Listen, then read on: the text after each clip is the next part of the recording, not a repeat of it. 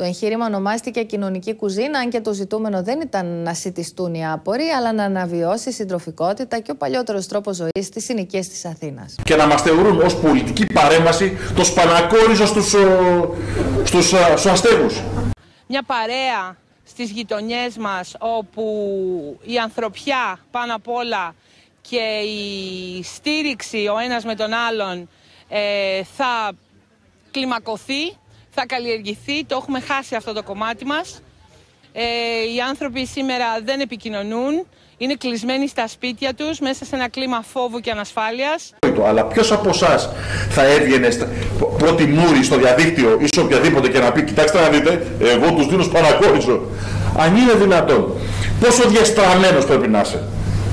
Ψυχίατος πρέπει να σε πάρει. Γιατί τόσο διαστραμμένος στην ψυχή και στο μυαλό, που ρε γαμώτο μου, θεωρείς υποτελεί, είναι η θεωρία της αδείας φυλής. Ο σύγχρονος τρόπος ζωής ήταν αυτός που μας ανάγκασε να απομακρυνθούμε από όλα αυτά τα πράγματα που κάποτε είχαν πολύ μεγάλη αξία για μας.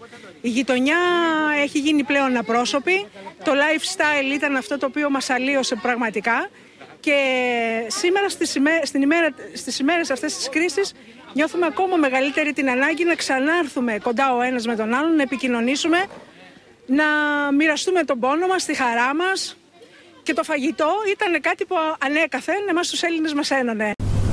Ακόμη και ξεφτυλισμένοι αυτοί της Χρυσής Αυγής το μαζέψανε μετά την κατακραυγή που κάνανε. Αυτή εντάξει, η μεγάλη διαφορά είναι ότι δεν δίνουν με κάνανε και αιματολογική εξέταση.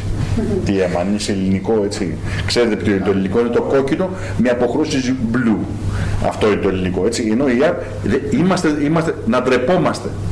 Και μετά καθόμαστε και λέμε για το πόσο χτυπημένη είναι η κοινωνία. Όταν μέχρι χθες συναγωνιστές μας στο κοινό μέτωπο, υποτίθεται το κοινό χαράκωμα, έχουν τέτοιες φασιστικές αντιλήψεις για την κοινωνία. Να ξαναβγεί ο κόσμος έξω στις πλατείες, στους δρόμους, να γνωρίσει τους γειτόνους του, τους συνανθρώπους του. Δεν υπάρχει κάποιο θέμα να είμαστε απομακρυσμένοι στις δυσκολίες μας, στις κοτούρες μας, στη μιζέρια μας. Όλοι μαζί ίσως μπορούμε να το αντιμετωπίσουμε και καλύτερα. Ακόμα έχουν τέτοιες φασιστικές αντιλήψεις για την κοινωνία. Τη μισούν τόσο πολύ που θεωρούν ως πολιτική πράξη θα τους δώσουν ένα κακομοίρικο ξεροκόμματο. Δεν πρέπει να ντρεπόμαστε για αυτό το πράγμα. Φαντάσου τώρα τι γίνεται στον έξω κόσμο. Φύγανε τώρα από το ΕΠΑΜ και κάνανε αυτή τη δουλειά. Και βεβαίως καλά κάνανε και φύγανε, γιατί αν ήταν μέσα το τι βρωμόξυλο ήταν να φάνε, είμαστε ενάντια στο ξύλο. Αλλά να το κάνεις ως πολιτική πράξη, για μένα εκτέλεση, στα 3 βήματα. Εκτέλεση. Να το στήσεις στον τοίχο και να τον εκτελέσεις αυτό που το κάνει. Γιατί είναι χειρότερος Ναζί από τους Ναζί.